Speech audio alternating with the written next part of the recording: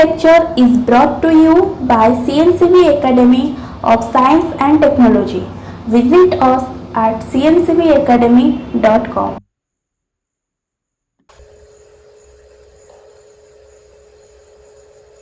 I am Devashish Sanya from the Department of Physics, and this is the first part of the lecture series titled Theory and Techniques in Quantum Computation.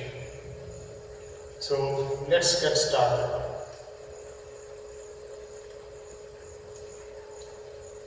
This is Richard Feynman, and he is the person who is responsible for the field of quantum computation. And it all started with this paper by Richard Feynman in 1982, published in the International Journal of Theoretical Physics. And the title of the paper is Simulating Physics with Computers. What he observed was that by simulating quantum systems, the time of computation did not scale well with the system size. And what do I mean by the time of computation not scaling well with system size? That we will soon come to know. So the next slide. This is a quantum computer, and these are all the gates. We'll come to know what are quantum gates. Quantum computers work at very low temperatures, 1 degree Kelvin or even less, because of the problem of quantum decoherence. If you work at higher temperatures, then the time of quantum decoherence is very less. So using quantum computers is expensive, but it has its advantages too. And what are the advantages? We'll see.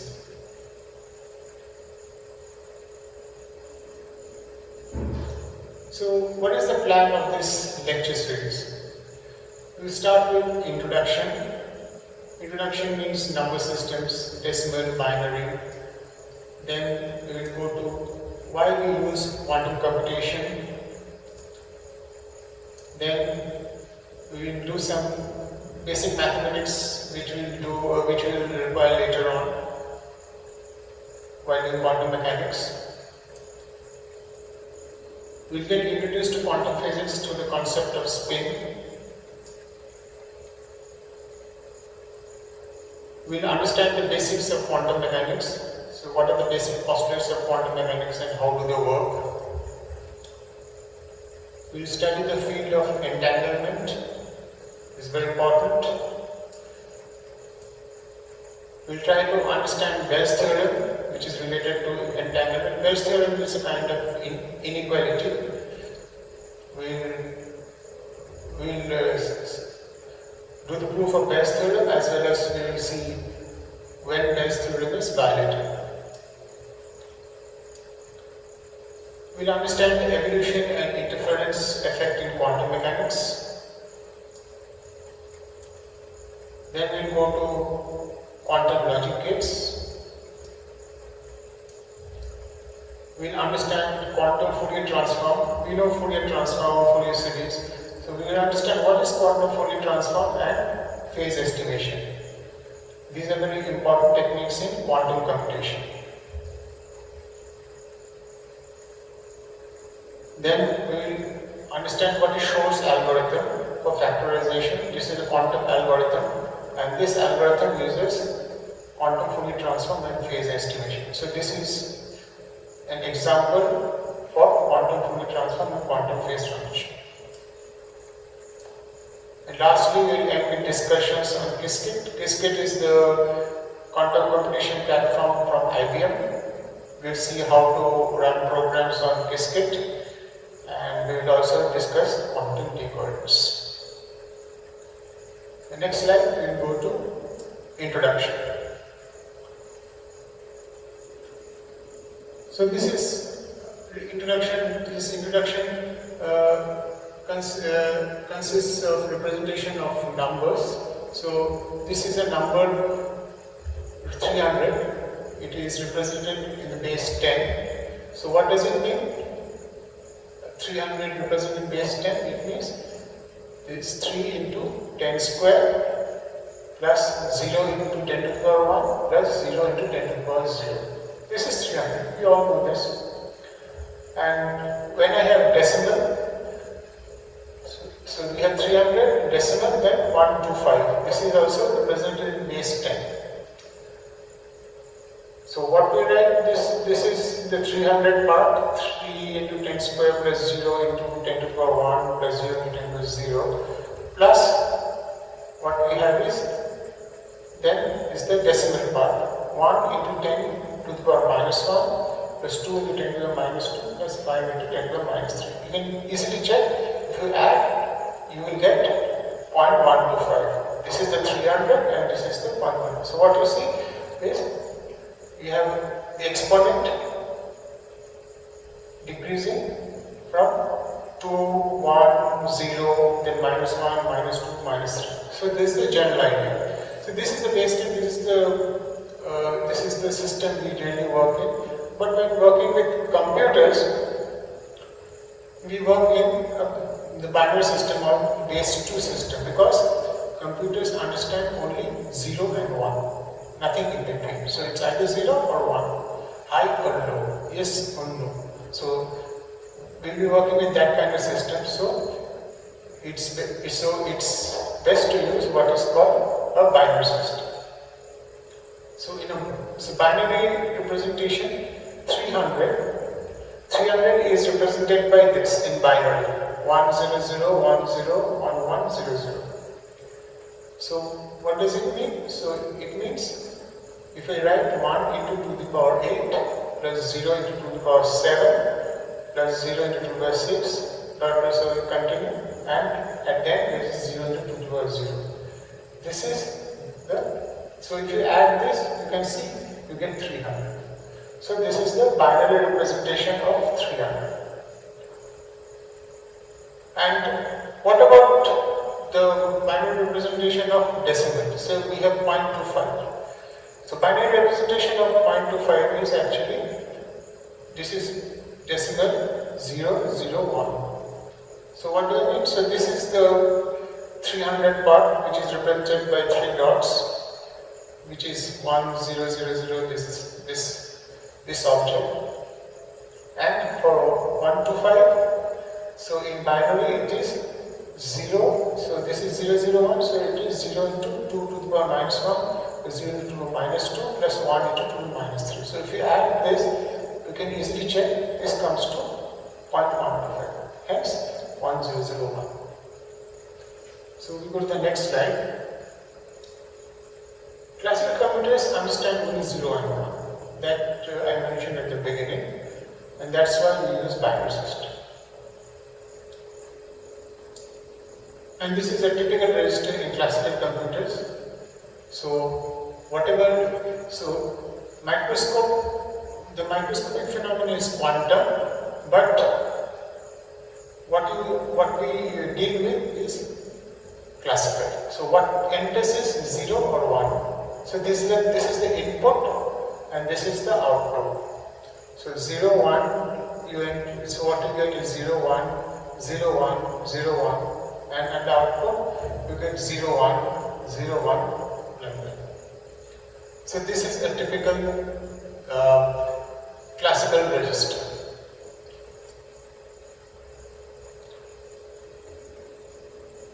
So when we talk of computers, bit is the basic information. So this is the most fundamental information you can have, and bit has only 2 states. So bit has either 0 state or it has 1 state. So it's the most basic of information, and the 0 state is written as 0, and this is a kind of fashionable bracket which will come across later. This has historical importance. So 0 can be represented by, sorry,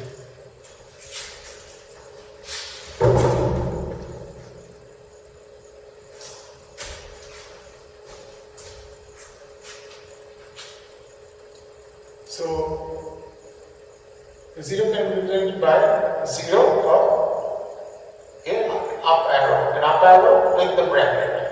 Or if the state is 0 is this, or if the state is 1, it is represented by 1 with this bracket, and or it is represented by a down arrow. So what is the significance of down arrow or up arrow? That also is, but these are equivalent. These are just notations.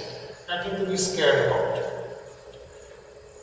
So if we have a 5-bit system, that means one bit can be in 2 states. So 5-bit system can have, how many possibilities are there? 2 to the 5. That is 32 possibilities or 32 states. So for a 5-bit system, we can have 32 states.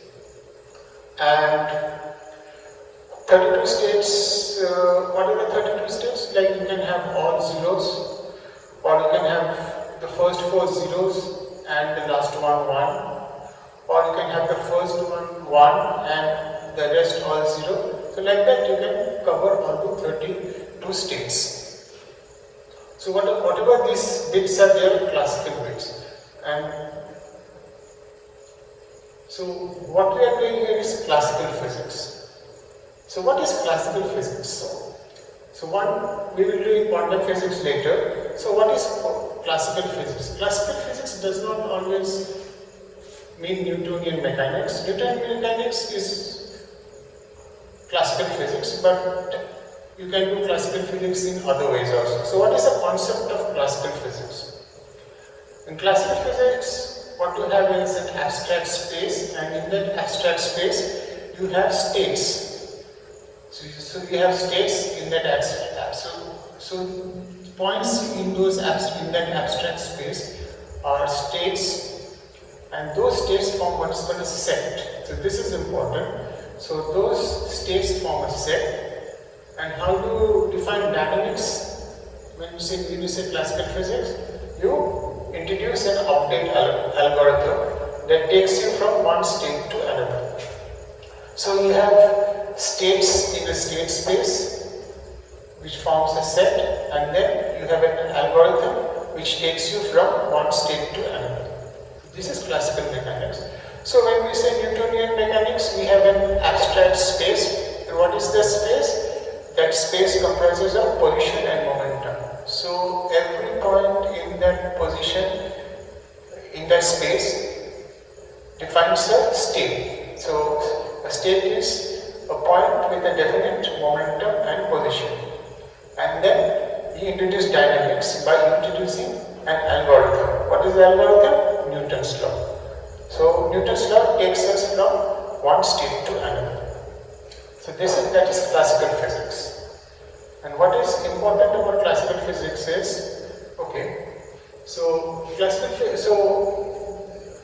everything is related to observable. In classical physics, we observe things, and whatever we observe, it corresponds to a state. So if we are in a state, say defined by n is an index which represents the state, then we can define an observable f, n represents the state, which observable is a measurement corresponding to the state n. So what the state can be? I can roll couple of dice, and if I get say 1 and 2, then I will say my measurement will be a product of the two outcomes. So 1 into 2. So my measurement is 2, corresponding to that particular state. Or you can say your observable can be addition of the outcomes. So 1 and 2, that means 1 plus 2 is 3. You can say also correspond to the state n, the outcome is 3. So it depends on what you measure. You can measure many things, but those are real things. And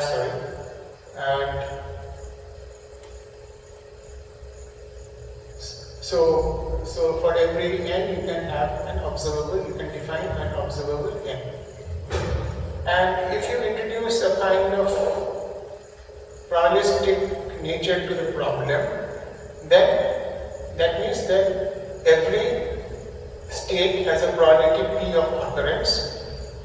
Then you can define something called an expectation value, and if the expectation value is Fn into Pn summed over all the states. The probability of occurrence of n is Pn, the value of the observable is Fn, and then I sum over n, and what I get is the expectation value. This is the thing we will use in quantum mechanics, this concept of expectation value. And what is the fundamental about dynamics? The fundamental thing about dynamics is this. Dynamics is always in nature is reversible and information is always conserved. This is one of the fundamental laws of physics. That information is always conserved at the microscopic level.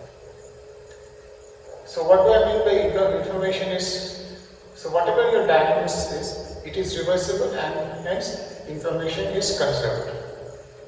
So it means like this. So we have, say, a system starting at A, state A, then because of the dynamics or update algorithm, it goes to state B, and then it goes to state C and state D, like that. So now if I am state D, suppose, and if I run the system backward, then I can say with certainty that I was at state C. And if I was at state C, then I can run the system backward and say I was at state B. So this is not obvious. So dynamics is such that no information is lost. So if I go back, I can say with certainty in which state the system was. So this is reversible and conserved process. So this is dynamics. And this we should always remember, this is always true, like conservation of information. If there is a dynamics where there is no conservation of information, then we should stop and think.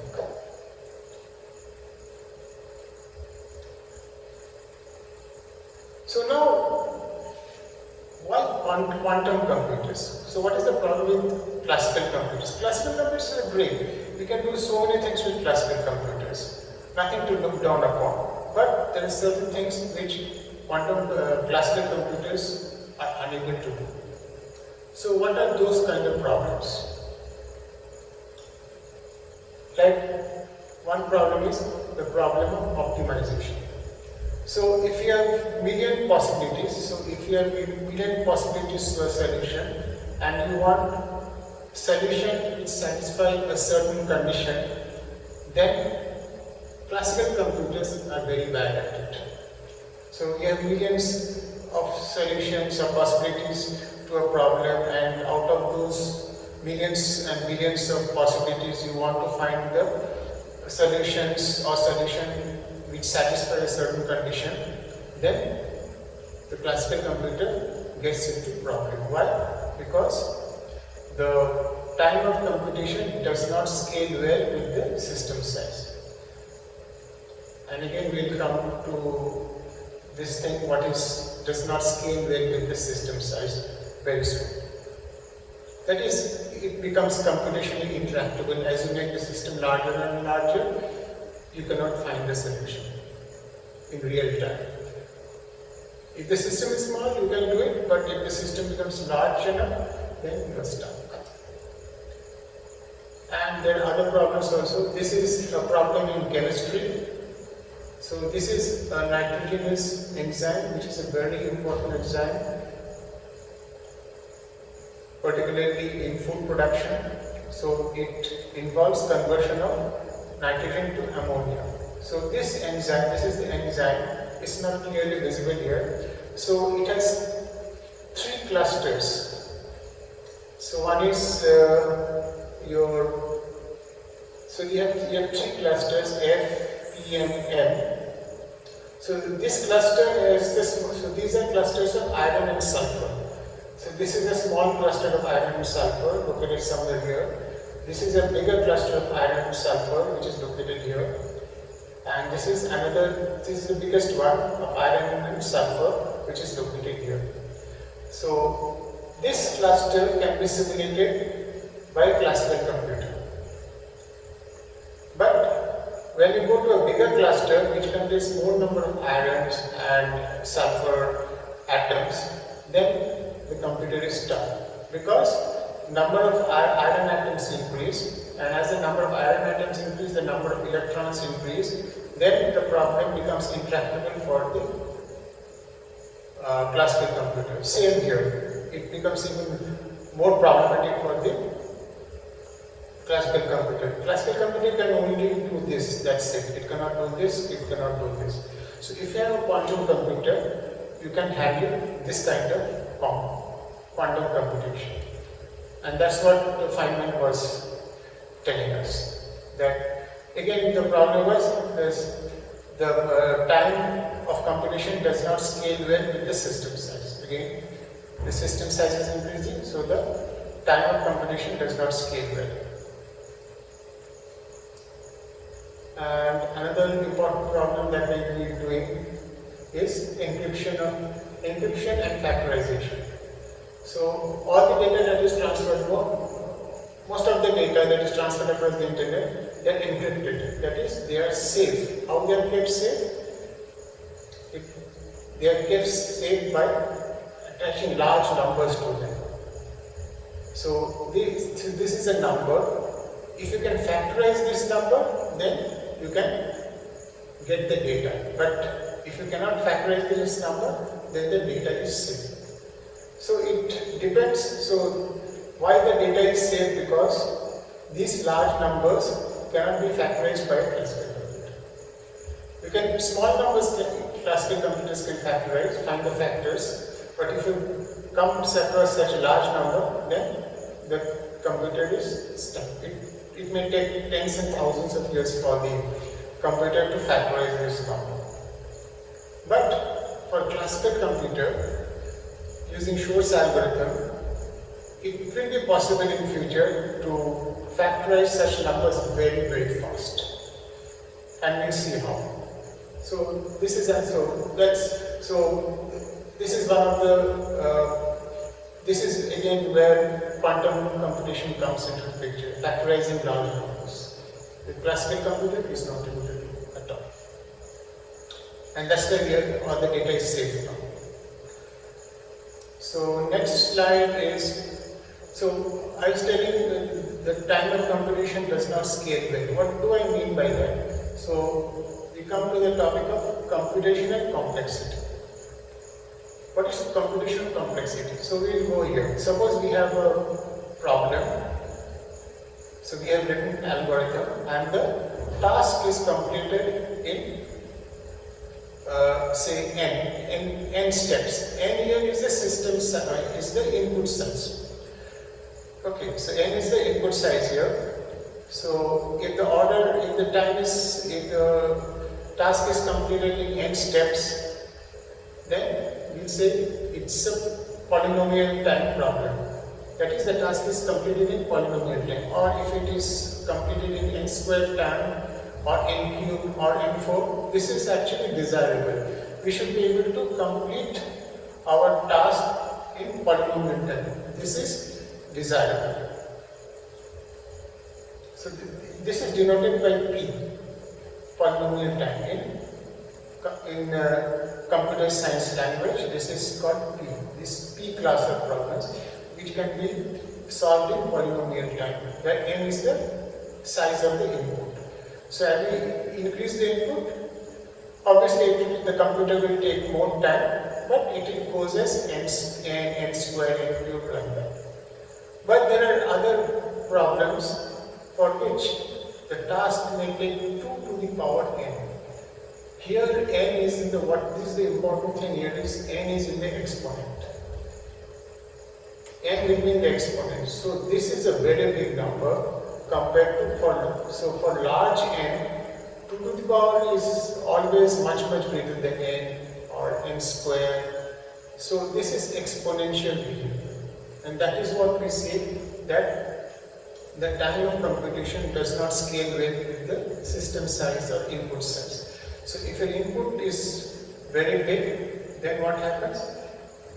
You are stuck. So it will take 2 to the power n steps, and or 2 to the power n steps will be proportional to the time. So these kind of problems are called NP problems. Then it's non-deterministic polynomial time. I will not go into the name why it is called non-deterministic polynomial time. Here it is not, this is not polynomial behavior. This is exponential behavior. Polynomial behavior is here. But what I will say is that if I am given a solution to this problem, somebody gives me a solution, ask me, okay, I think this is the solution, can you check it? That solution I can check in polynomial time. Like the problem of factorization, which I had discussed in the last slide.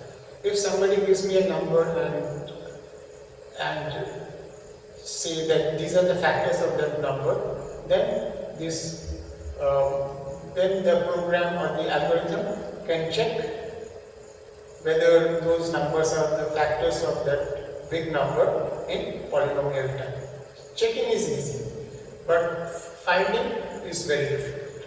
So in such problems, you can check whether the solution is okay or not in polynomial time. But if you really want to find the solution, then you run into problem. So those are NP problems. So this is NP and this is P. So we come to the next slide. So what is P versus NP? So this is so the complete set is NP, and within that complete set, P is a subset. So why do I say so? The problem which is now NP, which takes exponential time to be solved, one may find an algorithm maybe later, maybe 1 year from now or 2 years from now, such that it can be solved in polynomial time. Then this problem that was here will be here. Right? So, or any problem that is here, if you write a lousy program, it may take exponential time for it to be solved. So that's why P is a subset of NP. So the question arises, is it true that any problem that is here we can eventually find suitable algorithm, smart algorithm, such that it solves the problem in polynomial time? And so all these problems which are here, they all come to this P space. So is it P is equal to NP? Finally, or P not equal to NP? That is, there will always be problems which cannot be solved in polynomial time. So this is a very open question in theoretical computer science or mathematics. And if you can solve this problem, you walk away with $1 million. Literally. Okay? So this is the computation complexity in computer science. So what is quantum mechanics? So we will see what is quantum mechanics, how it's different from classical mechanics or classical dynamics, which we discussed very briefly. And what we see here, so quantum computation involves these three things. One is linear superposition of states. This is the most fundamental thing. Linear superposition of states sometimes lead to entangled states, and linear superposition of states lead to interference. So linear superposition of states is the most important thing in quantum mechanics. And from here, these effects are born. So I will end the first part of this lecture here. In the next part of the lecture, we are going to discuss about some basic mathematics, and after that we will start quantum mechanics. Thank you.